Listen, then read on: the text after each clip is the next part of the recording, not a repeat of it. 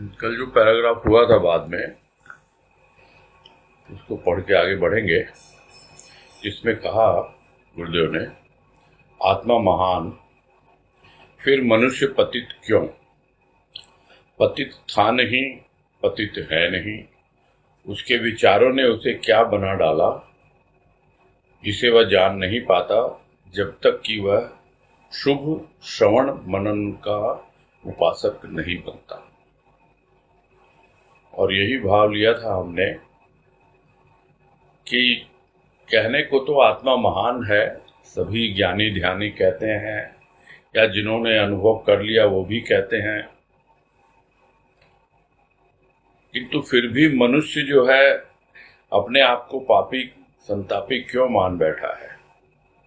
उसका कारण कह रहे हैं गुरुदेव, ये उसके विचारों ने ही उसकी ऐसी अवस्था कर दी है, किंतु वो अपने आप जान नहीं पाता ठीक से, और तब तक जान नहीं पाएगा जब तक कि वो ऐसी बातें न सुने जो उसके भीतर श्रवण मनन और चिंतन की ओर, और वो भी शुभ वाणी का श्रवण, सिर्फ पाप पुण्य की कथा सुनता आया है, इसलिए उसके विचार भी उसी के इर्द गिर्द घूमते हैं। शुभ श्रवण अगर करे, कुछ ऐसी बातें सुने जिससे उसे अनुभव में आए कि हाँ, मैं अपने प्रभु के समीप हूँ, मैं उसकी बातें समझ रहा हूँ, उसके भाव को समझ रहा हूँ, फिर उस पर मनन करे। यानी श्रवण और मनन का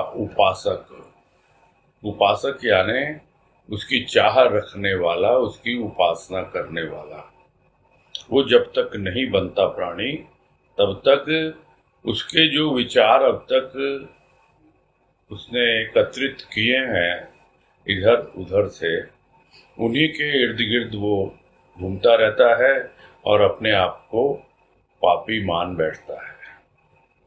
लोग भले ही कह दें कि तुम पापी नहीं हो, तुमने कोई पाप नहीं किया, ये तो तुम्हारी बुद्धि का फेर है, तुम्हारी समझ अभी ठीक नहीं है, सही दिशा में नहीं है, कितना ही समझा दे कोई, किंतु सिर्फ समझाने से नहीं होता। जब तक उसके विचारों में, उसके भावों में यह बात न बैठ जाए कि भाई यदि आत्मा महान है तो फिर मैं कैसे पापी हो सकता हूँ? यदि उस आत्मा के द्वारा ही मैं संचालित हूँ, मेरा अंग प्रत्यंग, मेरा स्थूल, मेरा सूक्ष्म, सब कुछ चलाने वाली वो आत्मा ही है, वो आत्म शक्ति ही है, तो फिर कैसे मैं पापी हो सकता हूँ?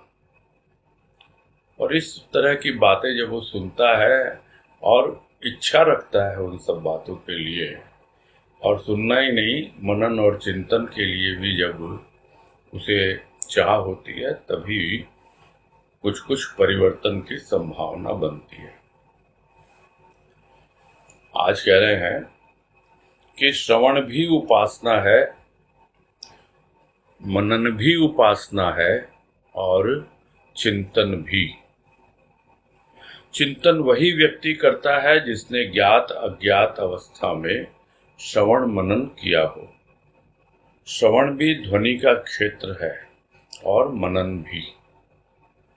ध्वनि जिसमें अनेक विकार तथा विचार प्रति मुहूर्त तरंगित होते रहते हैं, श्रवण का विषय बन जाते हैं। जल की तरंगे देखने में आती हैं, किंतु जिस शक्ति से परिचालित होती हैं वह शक्ति अलक्षित होती है। यूं तो मनुष्य कहेगा वायु प्रेरणा देती है तरंगों को। प्रश्नोत्तर का अंत यही नहीं होता, वायु भी किसी शक्ति से संचालित होती रहती है। और अब गुरुदेव जो इस लेख का विषय है उस पर फोकस कर रहे हैं, उस पर हमारा ध्यान आकर्षित कर रहे हैं। अभी तक तो पहले सुनने की कला के बारे में बताया, फिर हमारी क्या अवस्था है और हमारा क्या हाल चाल है, क्या हमारी सोच है, इन सब बातों के बारे में बताया। और अब उसके लिए तैयार कर रहे हैं हमें कि हम श्रवण और मनन के उपासक बने। उपासना के अनेक रूप हमने समझे हैं, साधना के अनेक रूप हमने सुने हैं, किंतु श्रवण भी कोई उपासना हो सकती है, मनन भी और चिंतन भी कोई उपासना हो सकती है, यह गुरुदेव हमें समझा रहे हैं। तो उपासना का तात्पर्य क्या होता है? उप यानी समीप, आसना यानी बैठना, यानी हमारे कान उसके समीप हों जो हम सुन रहे हैं, इधर उधर न हो। उसी प्रकार जब हम मनन कर रहे हैं, जो कुछ हमने सुना है उस पर, उस वक्त हमारा मन पूरी तरह से उसी में लगा रहे, मन शांत रहे, तभी मनन होता है। यह बात पहले भी कई बार समझा दी गई है गुरुदेव के द्वारा। और उसी प्रकार उस मनन के द्वारा जो अनुभव मिलते हैं हमें, उन अनुभवों पर जब हम चिंतन करते हैं, तब वो भी एक प्रकार की उपासना ही है। तो चिंतन वही व्यक्ति करता है जिसने उसके पहले कभी ज्ञात या अज्ञात यानी जाने अनजाने में श्रवण मनन किया हो। बहुत सी क्रिया होती है जो हम जानबूझ के करते हैं, सोच समझ के करते हैं, और बहुत सी क्रिया ऐसी होती है जो हमसे अनायास हो जाती है, अनजाने में हो जाती है, किंतु उसका प्रभाव तो पड़ता ही है। तो जिसने श्रवण मनन किया हो, ज्ञात से या अज्ञात से, किसी भी अवस्था में किया हो श्रवण मनन, वही व्यक्ति चिंतन का अधिकारी बनता है। अन्यथा चिंतन उसकी समझ के बाहर है, या यूं कहें उसके अनुभव क्षेत्र के बाहर है, क्योंकि जो अनुभव उसे मिले हैं मनन के द्वारा, उसी पर चिंतन किया जा सकता है। यदि उसने मनन किया ही नहीं तो अनुभव ही नहीं मिलेगा। तो अनुभव क्षेत्र के बाहर ही है चिंतन, उस पर बिल्कुल भी विचार ही नहीं किया जा सकता, उसके बारे में कुछ सोचा ही नहीं जा सकता। तो किसी भी रूप में, चाहे प्रयास के द्वारा यानी ज्ञात से, या अपने आप अनायास ही हमने कुछ ऐसा सुन लिया, कोई किसी को कुछ कह रहा था और हमने वो सुन लिया और हमें बहुत अच्छा लगा, तो हमने उस पर मनन किया, और हमने मनन किया तो हमें कुछ अनुभव मिला। जरूरी नहीं कि वो बात हमसे ही कही गई हो। तो इस प्रकार से यदि हमने श्रवण मनन किया है तभी हमें अनुभव मिलेगा, और वो अनुभव ही हमें चिंतन की ओर आगे बढ़ाएगा। तो श्रवण भी ध्वनि का क्षेत्र है और मनन भी ध्वनि का क्षेत्र है। ध्वनि क्या लाती है अपने साथ? ध्वनि लाती है शब्दों को। यदि शब्द ना हो तो वो ध्वनि का कोई महत्व ही नहीं है। वो जैसे कोई शोरगुल भी हो रहा हो, शब्द हैं उसमें, किंतु वो शब्द इतने आपस में फंसे हुए हैं जिसको हम कहते हैं जम्बल्ड वर्ड्स। तो अगर जम्बल्ड है सारे, तो हम उसका कुछ भी अर्थ नहीं निकाल पाते हैं। शब्द ऐसे हों जो हमें समझ में आए। तो ध्वनि के साथ में शब्द आते हैं और वो जो हम सुनते हैं वो हम उन शब्दों पर जो हमारे भीतर हमारे मन में पहुंच करके कुछ विचार पैदा करते हैं, उन विचारों पर हम मनन करते हैं। ये एक ही पंक्ति में गुरुदेव ने हमें बहुत कुछ समझा दिया है कि श्रवण भी ध्वनि का क्षेत्र है और मनन भी। नहीं तो हमारे भीतर प्रश्न उठता रहेगा कि मनन कैसे ध्वनि का क्षेत्र हो सकता है। श्रवण का तो समझ में आता है कि कान में ध्वनि जाती है तो वो ध्वनि का क्षेत्र है, सुनना। किंतु मनन करना वो ध्वनि का क्षेत्र कैसे हो सकता है? तो वही हमें समझना है कि जो ध्वनि आई वो निरर्थक नहीं है, वो सार्थक ध्वनि है। वो कुछ ऐसी ध्वनि है जो हमारे भीतर शुभ भाव जागृत करती है और तब हम उन शुभ शब्दों पर ध्यान देते हैं जो ध्वनि के साथ आए हैं, और वो शुभ शब्द हमारे भीतर कुछ शुभ विचार पैदा करते हैं। और जब हम उन शुभ विचारों पर मनन करते हैं तो वही ध्वनि का क्षेत्र बन जाता है। ध्वनि जिसमें अनेक विकार तथा विचार प्रति मुहूर्त तरंगित होते रहते हैं। ध्वनि में है विचार भी है, विकार भी है। वो किसके माध्यम से आए? शब्दों के माध्यम से आए। प्रति मुहूर्त तरंगित होते रहते हैं, यानी ध्वनि होती ही रहती है। जो शुरू में ही कहा कि प्रति मुहूर्त ध्वनि होती ही रहती है, वैसे ही उसके अंदर में विकार और विचार दोनों ही होंगे।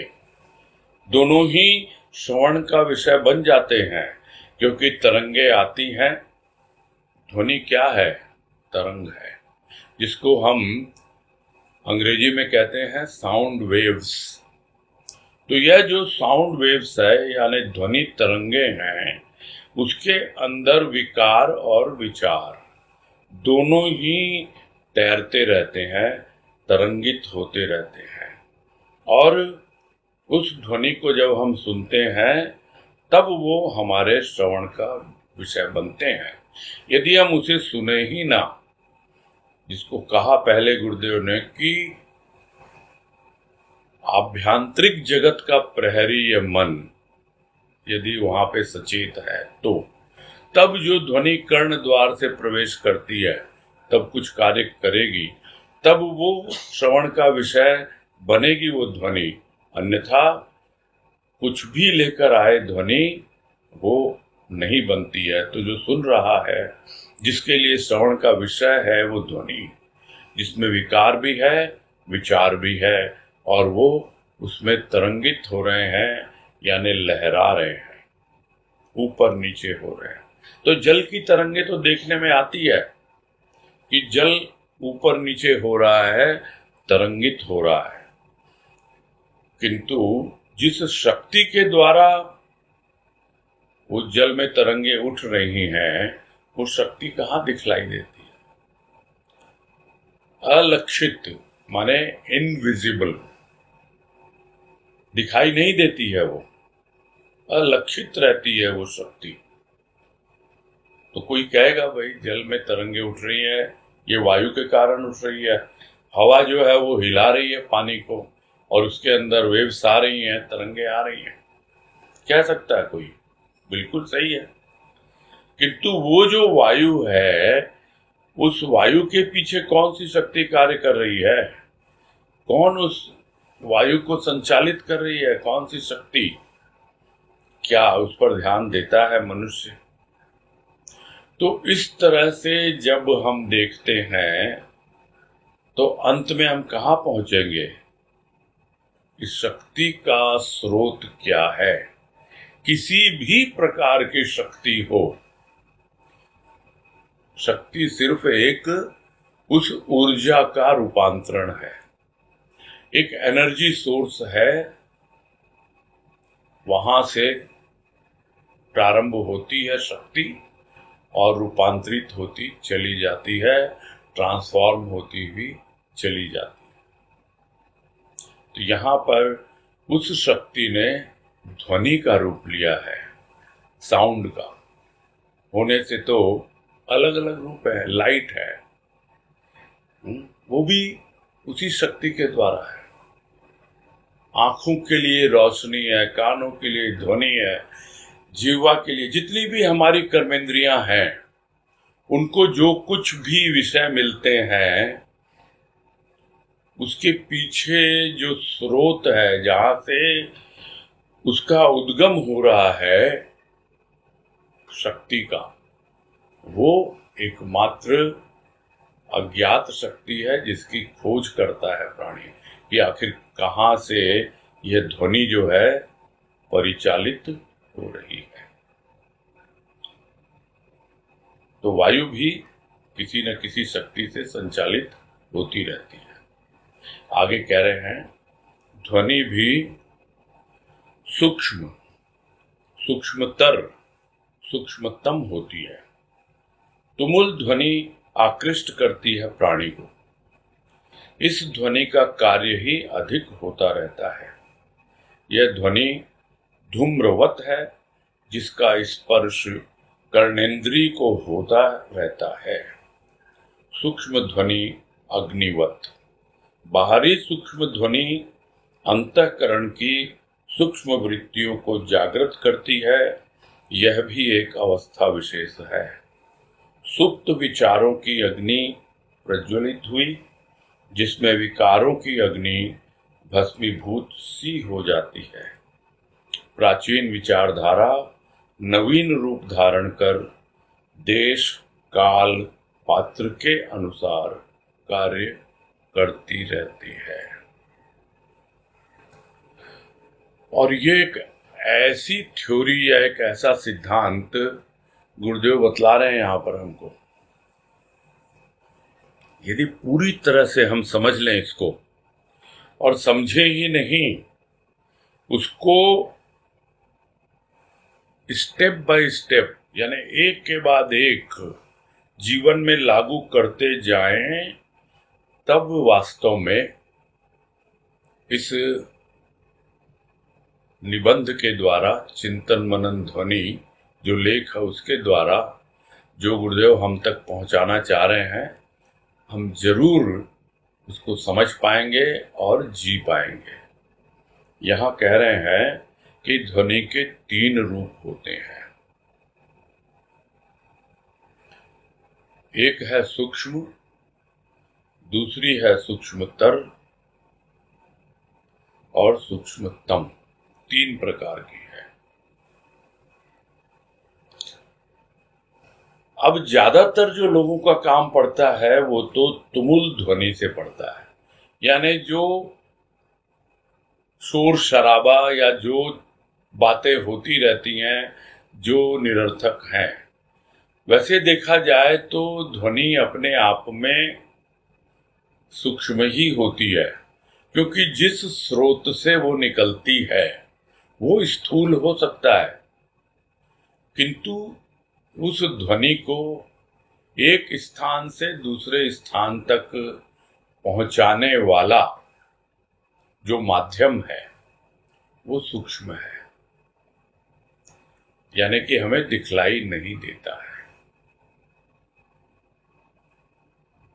तुमुल ध्वनि ही निकल रही है, यानी कोई नगाड़ा बजा रहा है, जोर जोर से बजा रहा है, ध्वनि निकल रही है, किंतु वो ध्वनि कहाँ जा रही है? वो जा रही है वायुमंडल में, और वो वायु जो है वो उसे प्रसारित कर रही है, वो उसे आगे ले जा रही है। कहाँ तक? जो सुनता है उसके कानों तक,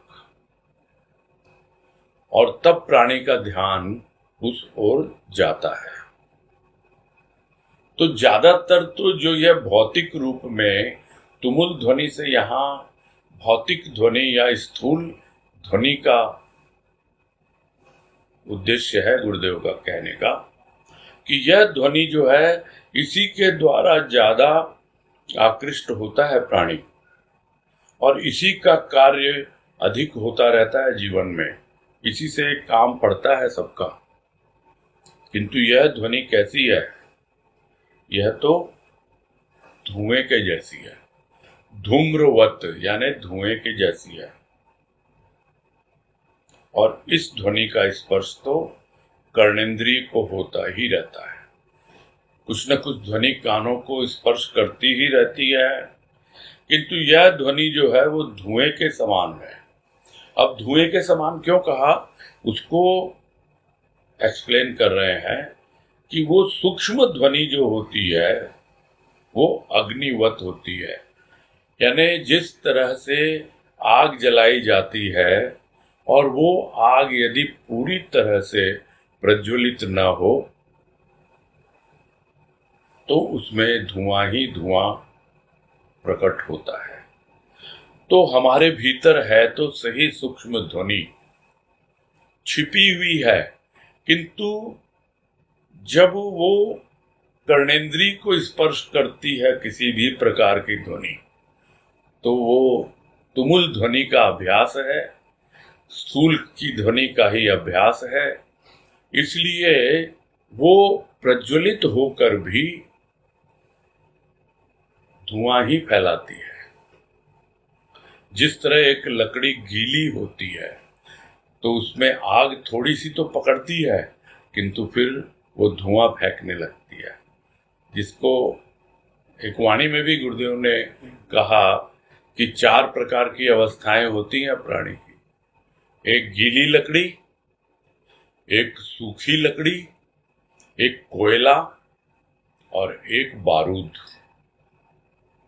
हम में से कईयों ने सुनी होगी ये वाणी एग्जैक्टली याद नहीं है, उसका भावार्थ यही है। ये 4 प्रकार की अवस्थाएं होती है प्राणी की। तो प्रारंभ में तो गीली लकड़ी की तरह है, जिसको थोड़ी सी और गर्मी चाहिए, ताप चाहिए। तो धीरे धीरे जब सूक्ष्म ध्वनि का आकर्षण भीतर होता है तब जाके वो गीली लकड़ी सूखने लगती है। अन्यथा जब कभी भी सद्गुरु की जो वाणी है जो हमारे कानों से प्रवेश करती है, और इन कानों को तुमुल ध्वनि सुनने का ही अभ्यास है, भीतर जाके वो हमारे अंदर सूक्ष्म ध्वनि को जगाना भी चाहती है जो अग्निवत होती है, किंतु गीली लकड़ी होने के कारण वो धुआं ही फैलाती है। किंतु सूक्ष्म ध्वनि तो अग्निवत है। जो ध्वनि आई है सूक्ष्म रूप में हमारे भीतर, वो तो अग्नि के समान है। उस अग्नि का संस्पर्श पा करके धीरे धीरे वो गीली लकड़ी सूखती है, और जब वो सूखी बनती है लकड़ी, तब जाकर के वो सूक्ष्म ध्वनि जो है वो अग्नि के रूप में हमें अनुभव में आने लगती है। तो बाहरी सूक्ष्म ध्वनि जो है, जो बाहर से आ रही है, जैसे कोई बोल रहा है, प्रवचन कर रहा है, कुछ और चर्चा कर रहा है, या वाणी का विश्लेषण, या कुछ भी बातें, आध्यात्मिक बातें हम सुन रहे हैं, वो बाहर से आ रही है। किंतु उस ध्वनि के भीतर कुछ सूक्ष्म भाव छिपा हुआ है, कुछ ऐसे शब्द हैं जो सूक्ष्म भावों के द्वारा हमारे भीतर कुछ जगाना चाहते हैं। जगाने का मतलब क्या होता है? एक जगाना होता है सोए हुए को जगाना, और एक जगाने का मतलब होता है अग्नि जागृत करना, यानी अग्नि प्रज्वलित करना।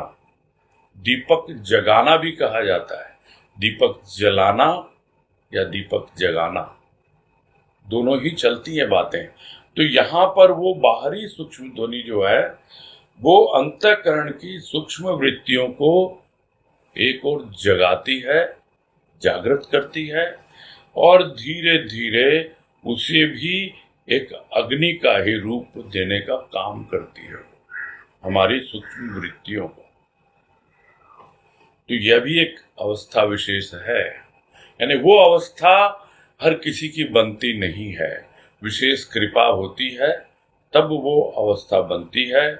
तो उसमें क्या होता है वो एक्सप्लेन कर रहे हैं कि सूक्ष्म सुप्त विचारों की अग्नि प्रज्वलित हुई। जो विचार सोए हुए थे वो जागे ही नहीं। यहाँ जागने से मतलब अग्नि प्रज्वलित हुई, यानी उसके भीतर में एक ऐसी अग्नि प्रज्वलित हुई कि जिसके अंदर जो हमारे विकार थे वो विकार लगभग भस्मीभूत हो गए। यहाँ भस्मीभूत सी हो जाती है कह रहे हैं विकारों की अग्नि, नहीं तो विकारों में जलता रहता है प्राणी। ये एक ऐसी अग्नि है जो विकारों की अग्नि को शांत करती है। भस्मीभूत सी हो जाती है यानी राख के जैसी हो जाती है, शांत हो जाती है। लगभग सी का मतलब लगभग हो जाती है। पूरी तरह से विकार नष्ट नहीं होते हैं, लेकिन हाँ लगभग नष्ट हो जाते हैं। तो जब तक बाहर से जो ध्वनि जिसने हमारी कर्णेंद्री को स्पर्श किया और हमारे भीतर कुछ सूक्ष्म भाव की ऐसी जागृति की कि जो सूक्ष्म ध्वनि जो है वो हमारी वृत्तियों के भीतर एक ऐसी अग्नि प्रज्वलित कर देती है जिसमें अपने आप ही जो विकार हैं वो भस्मीभूत से हो जाते हैं। तो अब तक जो भी हमारी मान्यताएं थी, जो भी हमारी पुरानी विचारधारा थी, जिस ढर्रे पर हम जीवन जी रहे थे या हम समझ रहे थे हम बड़े धार्मिक हैं या हम बहुत बड़े भक्त हैं, हम बहुत बड़े सत्संगी हैं, तो ये जो एक विचारधारा लेके हम चल रहे थे उसका बिल्कुल एक नया रूप सामने आ जाता है। लेकिन उसके पीछे यहाँ गुरुदेव कह रहे हैं कि ये 3 बातें बहुत आवश्यक है समझनी कि प्राचीन विचारधारा नवीन रूप धारण करती है, किंतु किसके अनुसार? देश काल पात्र के अनुसार। यानी हरेक देश यानी स्थान पर हर जगह है आपको वो अनुभव नहीं मिल सकता है। काल यानी हर समय नहीं मिल सकता है। पात्र यानी हर व्यक्ति को नहीं मिल सकता है।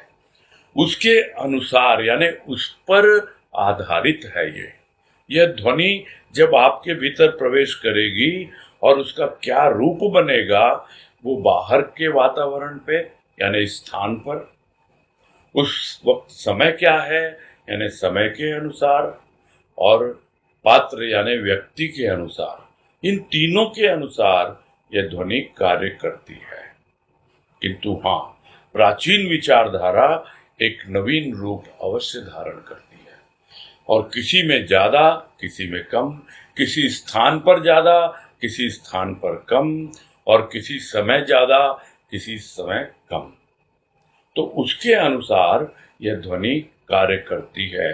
यानी जो धुएं के समान थी जो अवस्था प्राणी की, धीरे धीरे अब उसके भीतर में अग्नि प्रज्वलित होने लग गई सुप्त विचारों की, और एक ऐसा रूप भीतर बनने लग गया कि विकार जो है लगभग समाप्ति की ओर हैं।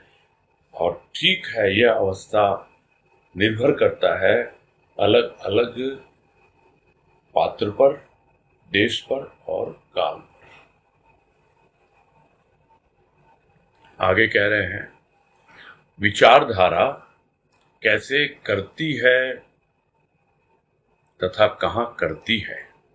ये 2 प्रश्न हैं जिनका उत्तर शब्द अर्थात लिखित शब्द देने में असमर्थ है।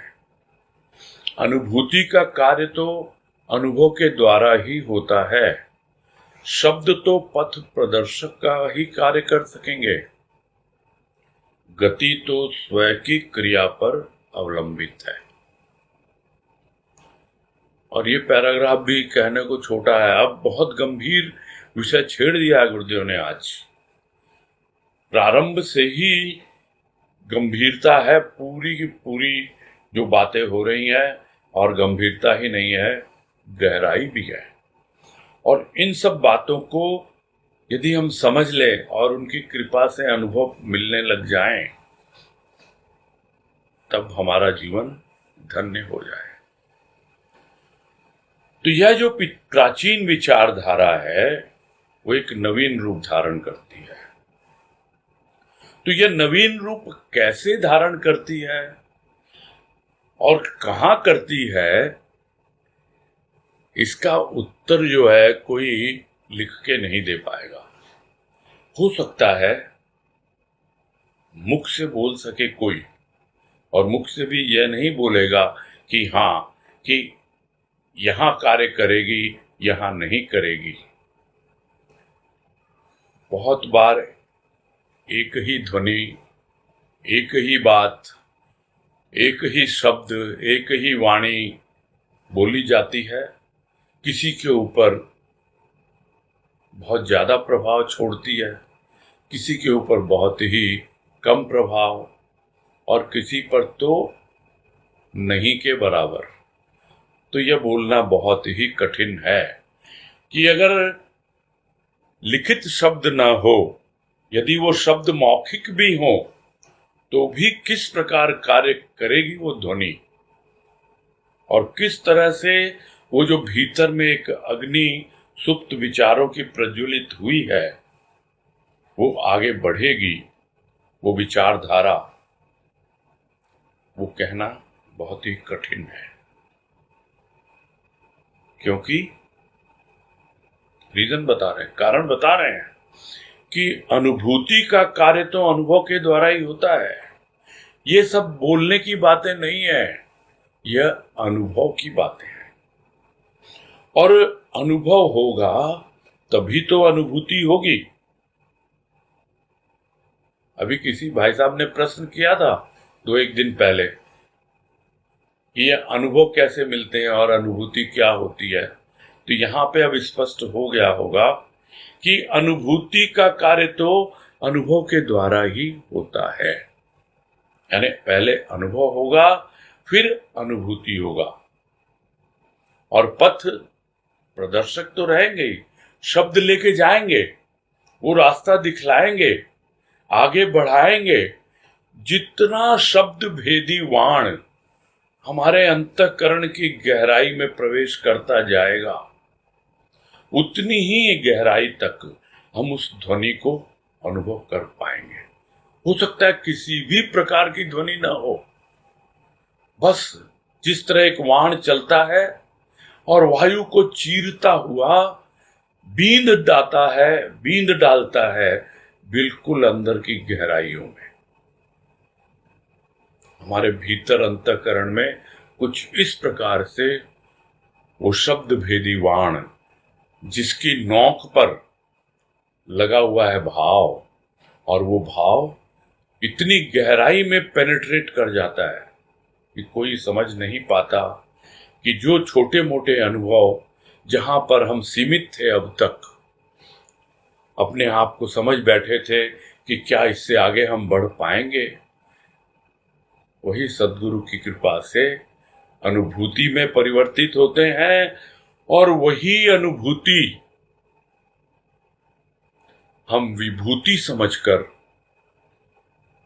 अपने मस्तक पर लगाते हैं कि कितनी बड़ी कृपा है गुरुदेव तुम्हारी कि हमें यह अनुभूति तुमने दी।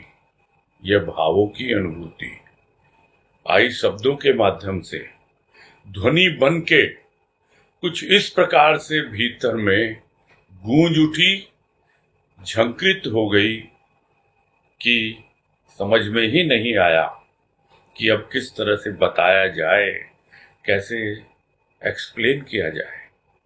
तो कैसे करती है, कहाँ करती है, उसको शब्दों के द्वारा बोल करके, लिख करके समझाना बहुत कठिन है। शब्द उसमें असमर्थ हो जाते हैं। एक वाणी में कहा भी है गुरुदेव ने कि भाव शब्दातीत हैं और शब्द भावातीत। शब्दों के द्वारा भाव को नहीं समझाया जा सकता, शब्द आते हैं भाव लेकर, किंतु शब्द है क्या? शब्द तो एक पात्र की तरह, प्याले की तरह है, जिसमें भाव का अमृत आता है। हम शब्दों पे ध्यान न दें,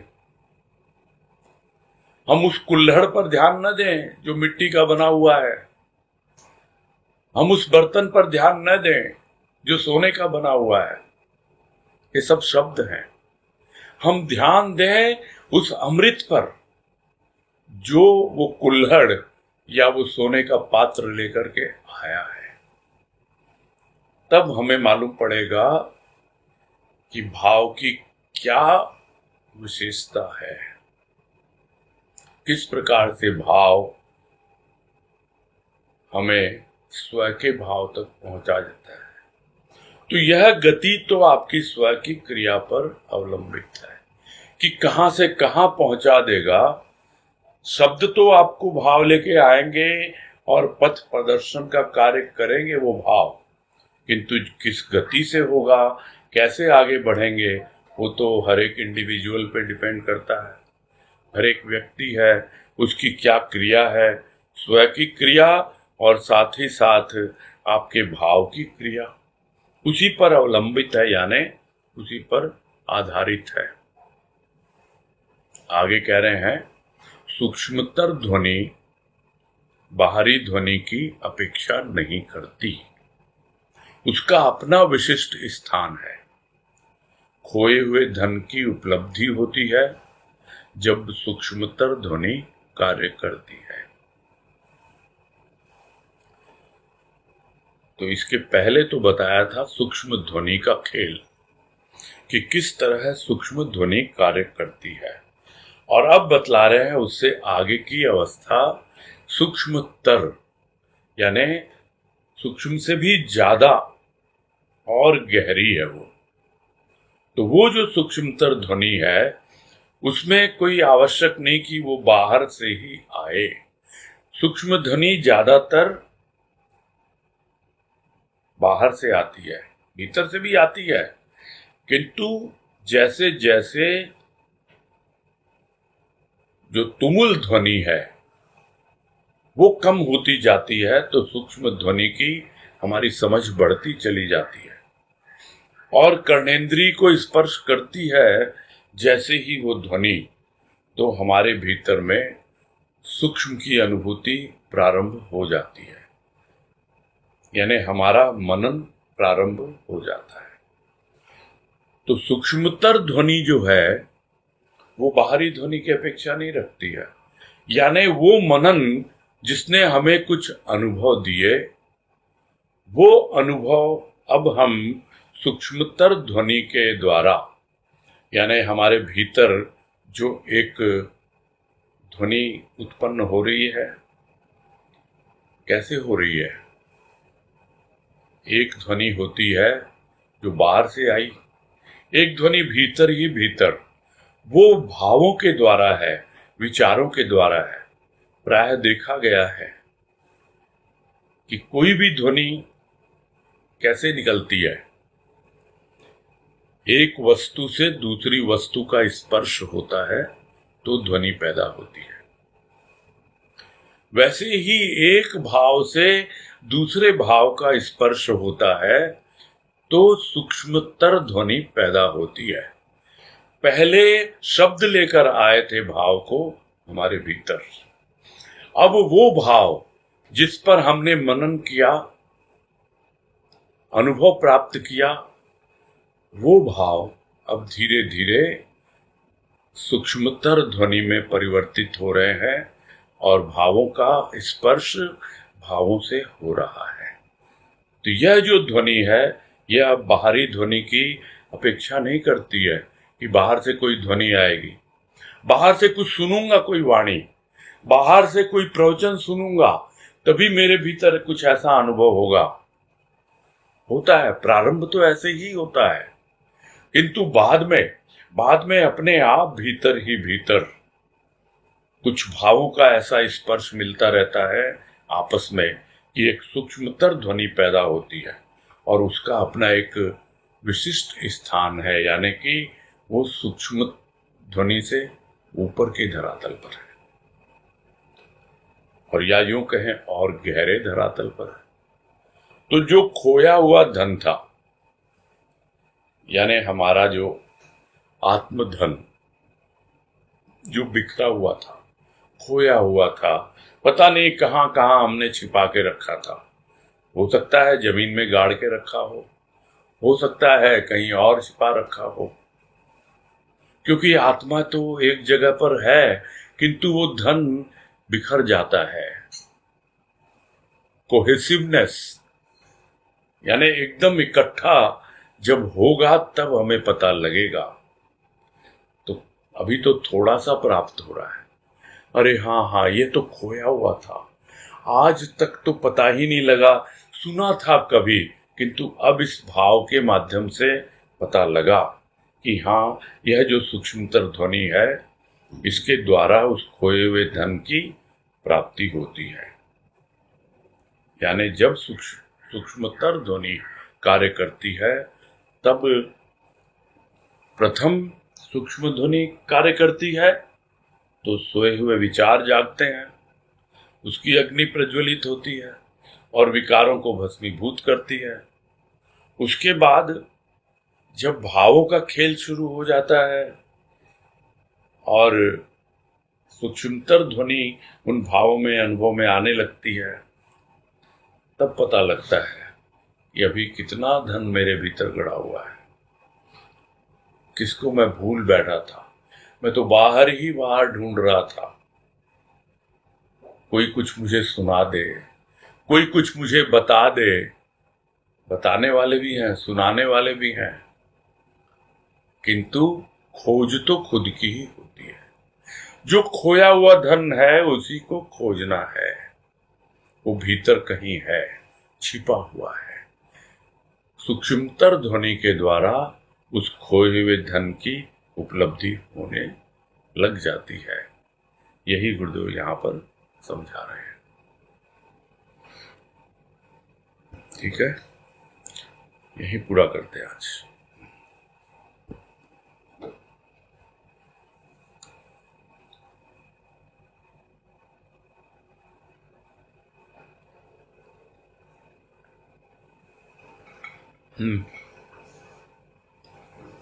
कानोडिया जी का हाथ उठा था बीच में। निर्मला कानोडिया जी का हाथ बीच में उठा था, उनको लिंक है। अभी तो रेखा केडिया है। ठीक है भैया जी, ठीक है भैया जी। हाँ, रेखा केडिया को। हाँ भैया, हरिओम। हाँ, हरिओम हरिओम, बोलो रेखा। भैया अभी बता रहे थे आपको भौतिक ध्वनि का बारे में। वो थोड़ा समझना था। भौतिक ध्वनि बोले तो क्या होता है भैया? उसको तुमुल ध्वनि कहा गुरुदेव ने यहाँ। जो बाहर से आवाजें होती रहती हैं, जो निरर्थक है, जो हमारे भौतिक जीवन जीने के लिए, यानी जैसे हम किसी की बात सुनते हैं, किसी को बतलाते हैं, और उससे हमारी कोई आध्यात्मिक उन्नति से कोई उसका मतलब नहीं होता है। बच्चों को कुछ समझा रहे हैं, बच्चे हमसे कुछ बोल रहे हैं, काम वाली बाई को कुछ बोला, उसने हमको बोला, तो ये क्या ध्वनि नहीं है? ये भौतिक ध्वनि है। इसी को तुमुल ध्वनि कहा गया है यहाँ पर, और वही आकृष्ट करती रहती है प्राणी को, उसी में ही लगा रहता है। ये बतला रहे हैं। हुआ? क्लियर हुआ? ठीक है भैया। हाँ भैया जी, वो सूक्ष्म के और सूक्ष्म तर के बारे में बता रहे थे ना। हाँ, वो भी थोड़ा सा तर बोले तो जैसे सूक्ष्म से गुजर, जैसे गुड होता है, बेटर होता है, फिर बेस्ट होता है ना। अंग्रेजी में क्या होता है? गुड, बेटर, बेस्ट है। तो यहाँ गुड का मतलब सूक्ष्म, बेटर का मतलब सूक्ष्मतर, और बेस्ट का मतलब सूक्ष्मतम। समझ में आ गई बात? हम जो तीन ध्वनि की बात कही ना, कि ध्वनि भी सूक्ष्म, सूक्ष्मतर, सूक्ष्मतम, तो गुड, बेटर, बेस्ट, ये 3 प्रकार की ध्वनि होती है। और जो ध्वनि जिससे हम दिन भर काम करते रहते हैं वो ध्वनि उसको गुड भी बोला जाए ये उचित नहीं है। उसको गुरुदेव ने तुमुल ध्वनि कहा, माने बेकार की है, वो कोई काम की नहीं है। उसको खराब बोलना भी उचित नहीं है, क्योंकि भौतिक जीवन यापन के लिए तो चाहिए ना, यही कह रहे हैं।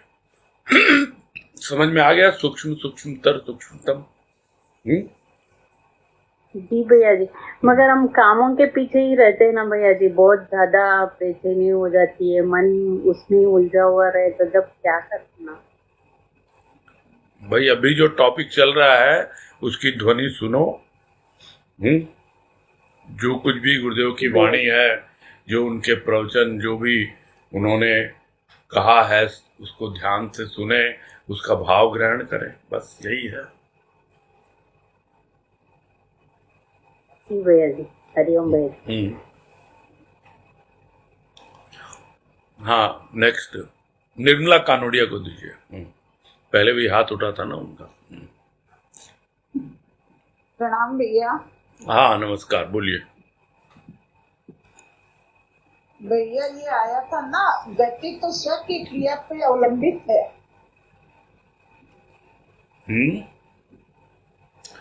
कौन से पैराग्राफ में है ये? हरिओम भैया। हाँ, कौन से पैराग्राफ में है ये? अभी 9 नंबर पे फर्स्ट पैराग्राफ में नीचे की लाइन। अच्छा, गति तो स्व की क्रिया पर अवलंबित है। हाँ, यानी वो कितनी स्पीड से आगे कार्य करेगी। शब्द तो पथ प्रदर्शक का ही कार्य करेंगे, यानी शब्द तो आपको रास्ता दिखलाएंगे आगे बढ़ने का। अब शब्द के भीतर में जो भाव छिपा हुआ है, वो भावों की गति कैसे कार्य करेगी वो तो आपके ऊपर ही निर्भर है ना। तो स्व की यानी भीतर से जो क्रिया है आपकी, देखो क्या है, हमारा स्व जो छिपा हुआ है वो भी पूरी जगह, सब जगह व्याप्त होना चाहता है, वो भी पुकारता है। वो भाव और स्व दोनों आपस में जुड़ करके हमारा स्वभाव बनना चाहते हैं। तो जब वो भाव आता है ना, तो उस भाव की गति निर्भर करेगी। अवलंबित का मतलब उस पे आधारित है, उसका सहारा उसको मिलता है, किसका? स्व का। और हमारे ऊपर निर्भर करेगा कि हम उस भाव को कितनी गहराई तक ले जा पा रहे हैं। जो पहले ही बताया कि प्राचीन विचारधारा नवीन रूप धारण कर देश काल पात्र के अनुसार कार्य करती है। तो ये सब इंडिविजुअल पे डिपेंड करेगा। हाँ, हर एक किसी पे ज्यादा गहराई में चली जाती है, किसी को कम। ठीक है। हाँ जी भैया। हाँ हाँ, प्रणाम भैया। हाँ, हरिओम हरिओम। हाँ, नेक्स्ट अजय बंसल कीजिए। ये जो कॉन्शियस बोलते हैं इंग्लिश में, वो अलग चीज हो जाती है या क्या है? Like is it the same thing? क्या चीज? एक कॉन्शियस बोलते हैं ना अपने भीतर जो है, क्या कॉन्शियसनेस? लाइक कॉन्शियसनेस नहीं, लाइक एक जो हमको एक अंदर से प्रेरणा देता है। प्रेरणा बोलते हैं ना, एक प्रेरणा तो इंस्पिरेशन है। कॉन्सेंट का मतलब तो ये होता है वो उसमें हामी भर दे, उसका कॉन्सेंट है, यानी कि मैंने कंसेंट नहीं। हाँ, कॉन्शियस ये तो आप फिर देख, मेरी इतनी अंग्रेजी इतनी बढ़िया नहीं है कि मैं उसको एकदम से बता पाऊं। आप क्या पूछना चाह रहे हो, आप ये तो बोलो।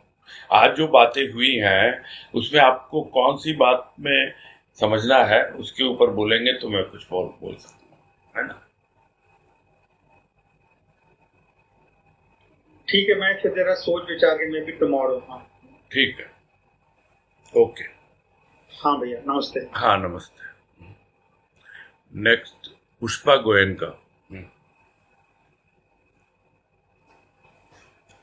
बोलिए। ध्वनि की अपेक्षा नहीं करती, भारी ध्वनि की अपेक्षा नहीं करती। हाँ ध्वनि भारी ध्वनि की अपेक्षा नहीं करती। हाँ हाँ उसका अपना विशिष्ट स्थान है। हाँ, वो बाहर से जरूरत नहीं है उसको किसी भी ध्वनि की, उसको तो एक्सप्लेन किया गया ना। ये बात है। हाँ, एक बार सूक्ष्म ध्वनि, समझ में नहीं आया था। हाँ मैं समझा देता हूँ, फिर से समझा देता हूँ। एक बार जो सूक्ष्म ध्वनि भीतर में कार्य करने लग जाती है तो उसकी शुरुआत कहाँ है? तो सूक्ष्म ध्वनि बाहर से आती है भीतर। आप पिछले पैराग्राफ में देखिए जहां गुरुदेव ने कहा ध्वनि सूक्ष्म सूक्ष्मतर सूक्ष्मतम है, उसमें आया कि बाहरी सूक्ष्म ध्वनि अंतःकरण की सूक्ष्म वृत्तियों को जागृत करती है। यानी बाहर से जो ध्वनि आ रही है उसके भीतर भी सूक्ष्म भाव छिपा होता है, ऐसा नहीं है। तुमुल ध्वनि की बात तो छोड़ दो, उसको तो बताया ना धुएं की जैसे है, जो दिन रात हम आपस में काम में लेते। हाँ जी, तो उसके बाद जो सूक्ष्म ध्वनि है वो अंतःकरण की सूक्ष्म वृत्तियों को जगाती है। यानी कुछ ऐसा भाव गुरुदेव की वाणी के द्वारा जो बाहर से भीतर प्रवेश करता है तो हमारे भीतर जो सोए हुए विचार हैं उसकी अग्नि प्रज्वलित होती है और विकारों की जो बातें हैं वो धीरे धीरे नष्ट होने लगती है। ये है सूक्ष्म ध्वनि का कार्य। जो सूक्ष्मतर ध्वनि है वहां पर फिर बाहरी सूक्ष्म ध्वनि की किसी भी प्रकार से आवश्यकता नहीं है। अपेक्षा नहीं करती का मतलब उसकी कोई आवश्यकता नहीं है, उसको जरूरत नहीं है, उसकी जरूरत नहीं है, उसका अपना एक विशेष स्थान है।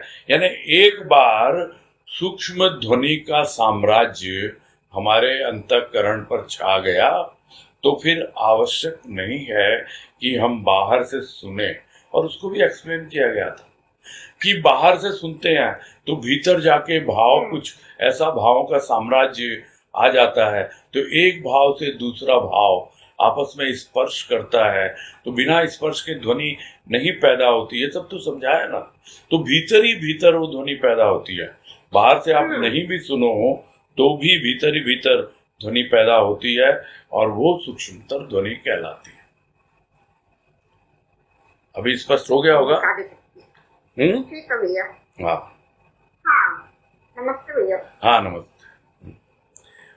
हाँ, नेक्स्ट अनीता तुलसियान। हाँ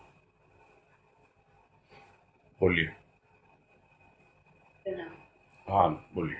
नमस्ते। ये जो पैराग्राफ है ध्वनि की सूक्ष्म सूक्ष्मतम, इसकी लास्ट लाइन जो है प्राचीन विचारधारा नवीन उदाहरण पर देश काल पात्र के अनुसार कार्य करती है। तो प्राचीन विचारधारा कौन सी विचारधारा के साथ? जो भी हमारी मान्यताएं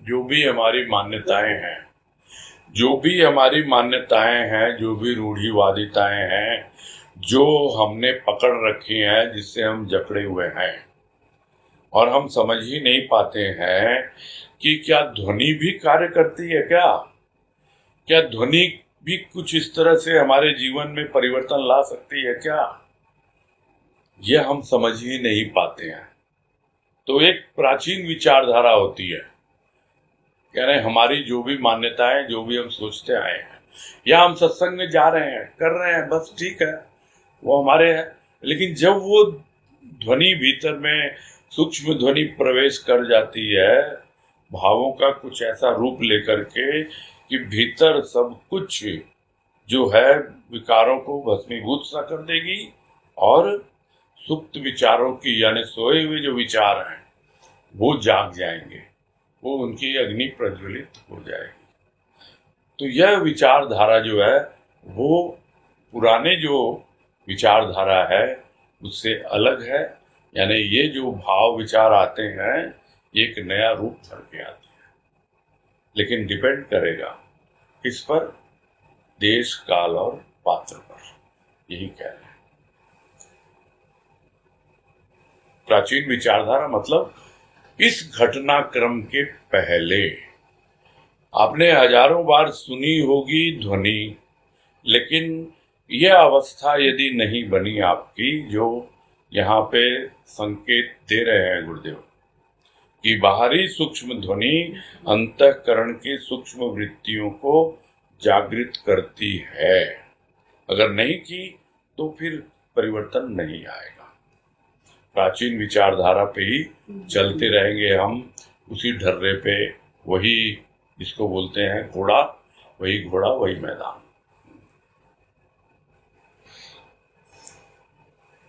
ठीक है, क्लियर? देश काल पात्र के जैसे साथ में दिए, ये बात तो समझ में आ रही है। मतलब किसी जगह पर होगी नहीं होगी, किसी वस्तु के ऊपर डाल दो, होगा नहीं होगा, और समय कब होगा नहीं होगा, दिन होगा रात होगा, गर्मी होगी सर्दी होगी, कुछ मालूम नहीं कब होगा। होगा, उसके अनुसार होगा। जब हम चाहेंगे तब होगा, हम नहीं चाहेंगे तो नहीं होगा।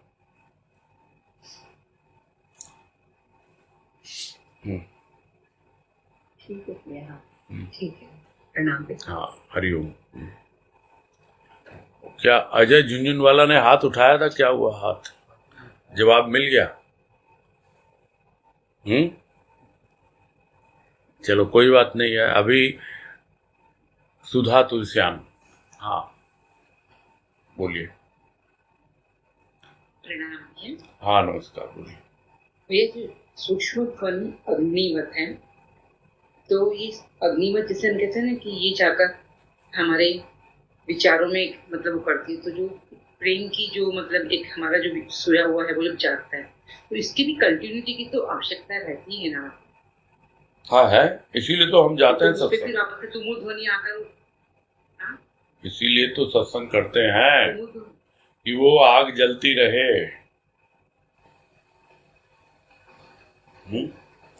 फिर वो आग जलती। लेकिन इसमें कहा ना कि फिर सूक्ष्मता और ध्वनि को बाहरी ध्वनि की अपेक्षा नहीं करती। हाँ, तो उस अवस्था में नहीं पहुंचे होंगे। बाहर से सुनते हैं तभी भीतर में पता है। नहीं, सूक्ष्म वो समझ में आया, लेकिन मन में यही आ रहा था कि उसकी भी आवश्यकता है कि सूक्ष्मता ध्वनि अपेक्षा नहीं करती, समझ में आ रहा है, लेकिन कंटिन्यूटी की भी आवश्यकता है। मतलब वो एक अलग अवस्था विशेष में ऐसा होता है कि उसको जरूरत नहीं है बाहर की ध्वनि की, लेकिन फिर भी चाहिए। देखो, पहले एक्सप्लेन कर रहे हैं सूक्ष्म ध्वनि को। जब आप सूक्ष्म ध्वनि को जीने लग जाओगे ना,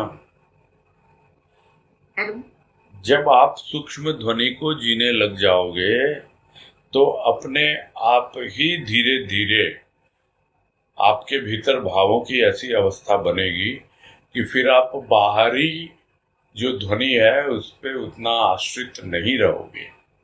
आपके भीतर ही भावों का कुछ ऐसा खेल चलेगा, भावों का आपस में कुछ ऐसा स्पर्श कह सकते हैं या घर्षण कह सकते हैं, कुछ भी कह सकते हैं। कुछ ऐसा होगा कि उससे आप सूक्ष्मतर ध्वनि की, देखो ये रूप बतलाने की बात है, कोई ऐसा नहीं है कि वो सुनाई देती है, नहीं। कानों से सुनेगी सिर्फ बाहर की ध्वनि, भीतर की ध्वनि तो अनुभव में आती है, मनन के द्वारा, चिंतन के द्वारा। तो यह जो है, पहले बाहर से कुछ सुने शब्द, भीतर गया, भाव कुछ जागृत हुआ, और वो भाव सुनते सुनते सूक्ष्म ध्वनि ने कुछ ऐसा कार्य किया कि वह सूक्ष्मतर अवस्था हो गई। भीतर भीतर भावों का चल रहा है, खेल चल रहा है, और वो अनुभव जो है अनुभूति में परिवर्तित होते जा रहे हैं, और कुछ ऐसी अवस्था तक हमको ले जाता है भाव कि हमें लगता है अरे ये तो मुझे अपने खोए हुए धन की प्राप्ति हो रही है, मैं तो भूल ही गया था, ये सब मेरे पास है। ये तो भाव मुझे जगा रहा है, भीतर से दिखा रहा है मुझे, है ना। हाँ हाँ भैया। हाँ, अब हाथ उठ गया अजय झुंझुनवाला। हाँ हरिओम। हाँ बोलिए। नहीं खुला। हाँ खोल दिया। हाँ प्रणाम भैया। हाँ नमस्कार, बोलिए। हाँ, वो अनीता जी ने जो पूछा वही मेरा प्रश्न था। हाँ हाँ। किंतु उसमें देश काल और पात्र का एक एग्जाम्पल देके समझा सकते हैं क्या? एकदम क्लियर नहीं हो रहा देश काल पात्र। अर्थ समझ में आ गया देश काल पात्र का, किंतु वो कैसे काम करेगा इसका कोई एग्जाम्पल मिल सकता है कैसे? एक ही माता पिता की संतान है, 4 बेटे, 3 बेटे, कितने भी समझ, तो सब तो वही है ना, लेकिन उन पे भी अलग अलग प्रभाव पड़ता है। देश अलग रहता है, रहते वही है, लेकिन कोई अलग स्कूल में जा रहा है, कोई अलग क्लास में है। देश अलग, काल अलग, पात्र अलग, एक ही सत्संग में सब जा रहे हैं, तो अपना अपना अलग अलग प्रभाव पड़ता है। वो तो पात्र का हो गया। देश का यानी स्थान का, ये बहुत बार ठीक है, हमको लगता है कि हम गए भाई कलकत्ता सदन में गए, हमको अलग फीलिंग हो रही है। हम मलसीसर में गए, अलग हो रही है। हम नरड़ में गए, अलग हो रही है। तो वो उस स्थान का प्रभाव है, यानी देश का प्रभाव है। काल यानी समय का, समय जो है बहुत बार तो बहुत जल्दी युवावस्था में ही हो जाता है, और बहुत बार वृद्धावस्था में भी नहीं होता।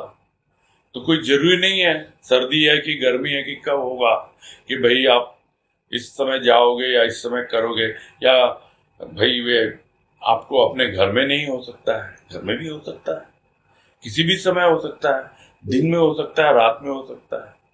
तो ये सब चीजें बोलना मुश्किल है।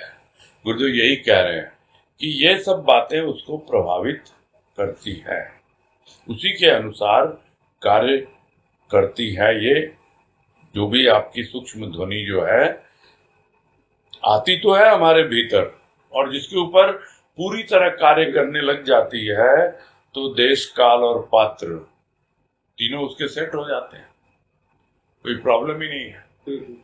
वो कहां से कहां पहुंच जाता है। हाँ भैया, ठीक है। राव जी प्रणाम। हाँ बोलो। स्वाति। हाँ बोलो स्वाति। ताऊ जी, जैसे ये सुन रहे हैं तो ऐसा भी लग रहा है कि अगर ये सूक्ष्म ध्वनि की बात हो रही है तो हम मतलब हमारी मन की क्या अवस्था है, या हम अंदर में हमारी क्या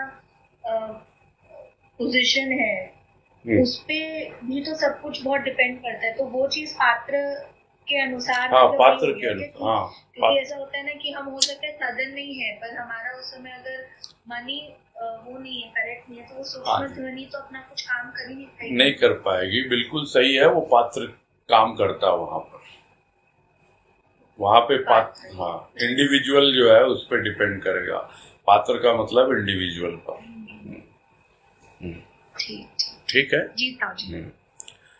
ठीक है, थैंक यू, प्रणाम। हाँ, हरिओम हरिओम। ठीक है, फिर पूरा करते हैं। हाँ, हाँ वनीता।